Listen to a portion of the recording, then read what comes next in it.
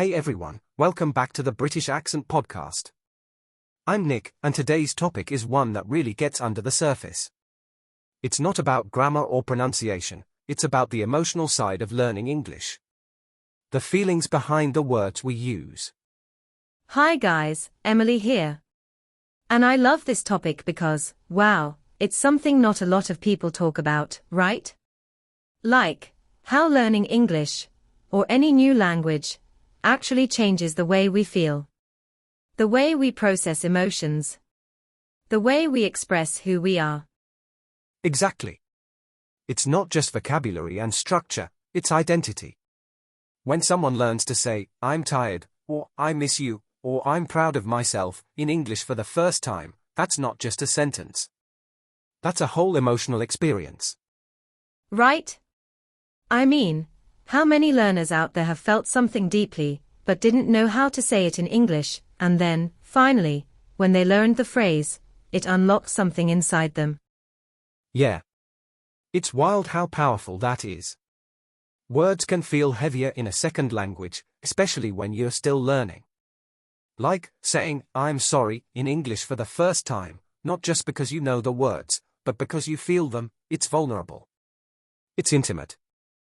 And sometimes, people feel things they can't express in their native language, but they can in English.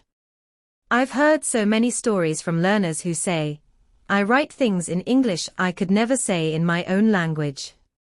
It's like English becomes a safer space sometimes. That's so interesting. Like the language gives you a new emotional lens. You start noticing different shades of feeling. A phrase like, I'm overwhelmed, might not even exist in your first language with that same nuance, but when you learn it in English, it just clicks. Totally. And that changes how you relate to yourself too. You start asking, how do I feel? What's the English word for this emotion? And the act of looking for the right word becomes a way of understanding yourself better. It's like language learning becomes emotional learning. You're not just building communication skills, you're building emotional intelligence in a new system. That's huge. And it can feel really raw sometimes. Like when you want to express love, anger, sadness, or joy, but it comes out slowly, or not how you wanted. That frustration. That's real. And honestly, it takes so much courage to keep trying, even when it feels like you're not being you in the way you want to be. Oh yeah, that feeling of, I can't be my real self in English, that's one of the hardest emotional challenges.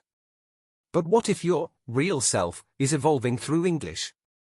What if this version of you, learning, growing, struggling, expressing, is also real? That's such a beautiful way to look at it.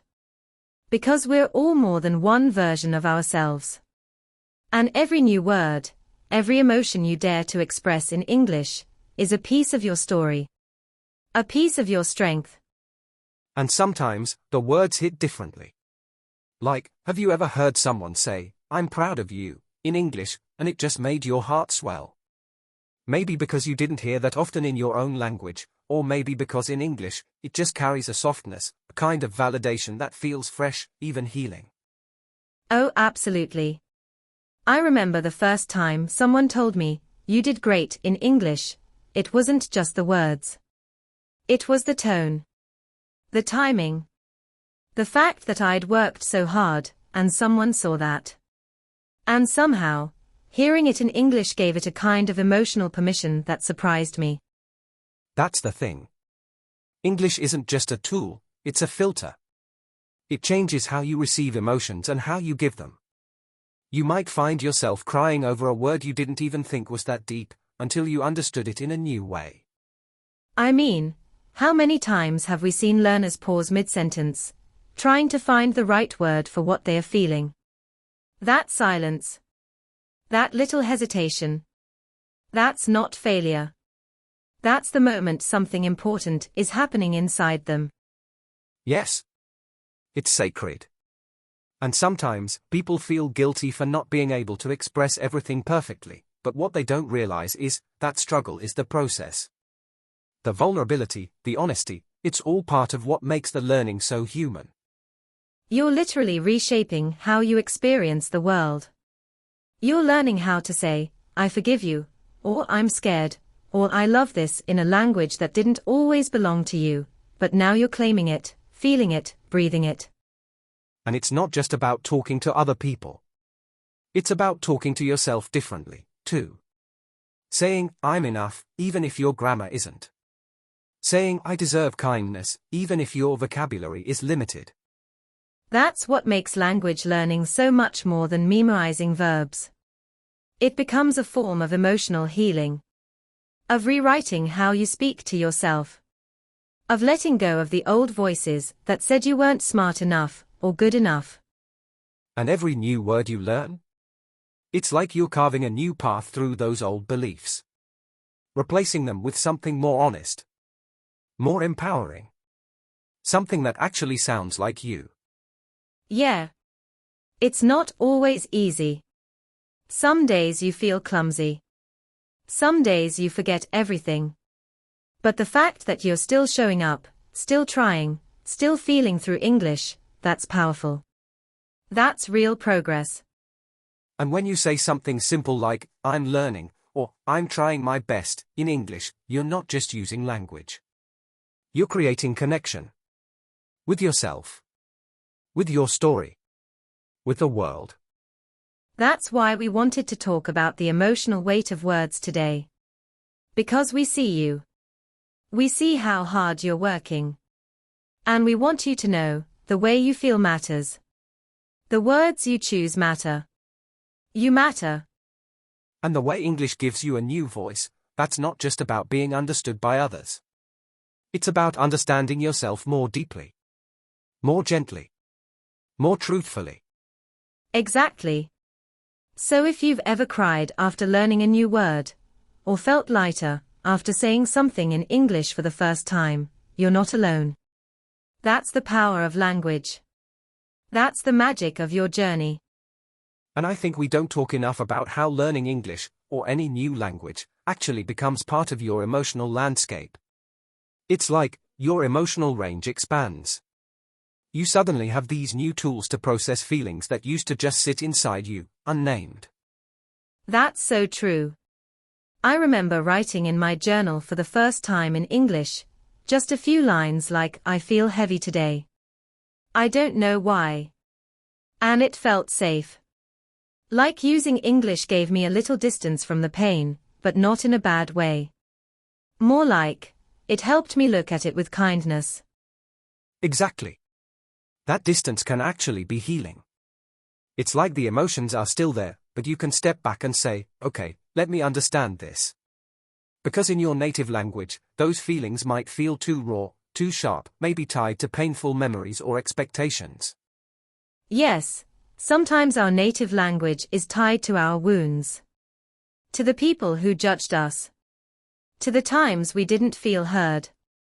But English, because it's new, can become this gentle place.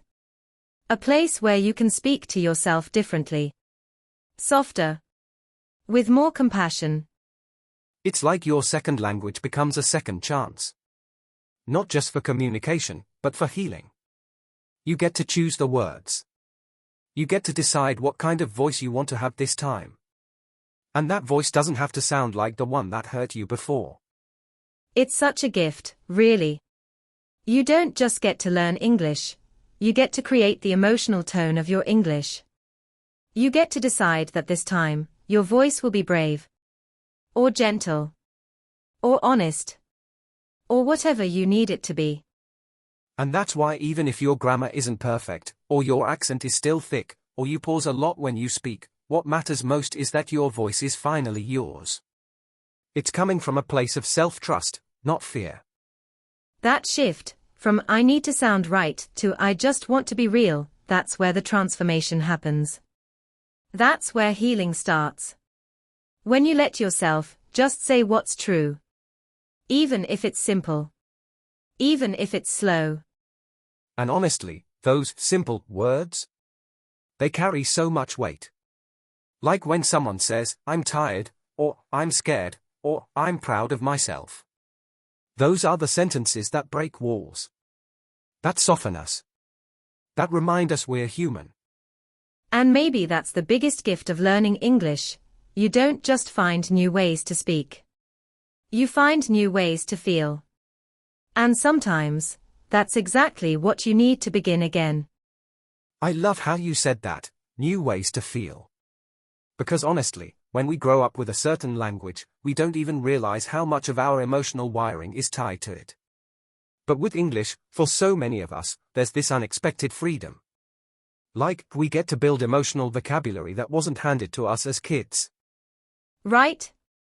Like the first time I learned the phrase, I'm allowed to feel this way. It hit me so hard. I remember just staring at that sentence and thinking, wow. I didn't even know I needed that permission. And somehow, learning it in English made it feel more possible. More real. That's the beauty of it. English can become your safe space. Not because it's perfect, but because it's yours. You're the one shaping it. You decide which words to carry and which ones to leave behind. Yes. And that's what makes language learning so personal. It's not just academic. It's emotional. It's deeply, deeply emotional. You're not only building sentences, you're rewriting your narrative.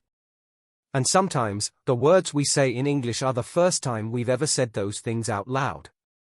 Like when someone says, I'm enough, or I forgive myself. Those aren't just language practice. That's real inner work happening in real time. Totally. That's why I always tell learners, your accent doesn't matter nearly as much as your intention.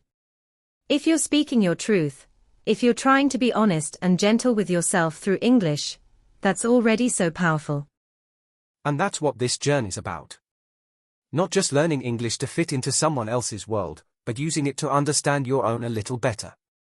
To listen to yourself in a new voice. A more patient voice. Sometimes, learning English is the first time someone starts talking to themselves with kindness. Like, hey, I messed up, but that's okay. I'm still trying. And that shift. That's where healing begins, not in the vocabulary list, but in the self-talk. Exactly. And maybe that's why language can be so healing. Because it gives you a chance to build a better relationship with yourself. One where you're allowed to be growing. Allowed to be messy. Allowed to be proud. Honestly, I think if more people knew that learning English could do this, help them feel whole again, they'd stop being so afraid of not sounding perfect. Because in the end, what they are really doing is finding their voice again. And that's worth celebrating. Yeah, Emily, that's such a beautiful way to put it. Finding your voice again, that's really the heart of this whole journey, isn't it? Absolutely, Nick. And to everyone listening, remember, your English journey isn't just about grammar or vocabulary. It's about healing, growing, and rediscovering the amazing person you already are. Be kind to yourself, celebrate every small win, and keep speaking your truth, no matter what. Couldn't have said it better. Thanks so much for joining us on this episode of British Accent Podcast. We hope today's conversation helped you see your language learning in a new, kinder light. Take care of yourself, keep going at your own pace, and we'll catch you next time with more stories, tips, and encouragement. Bye for now. Bye.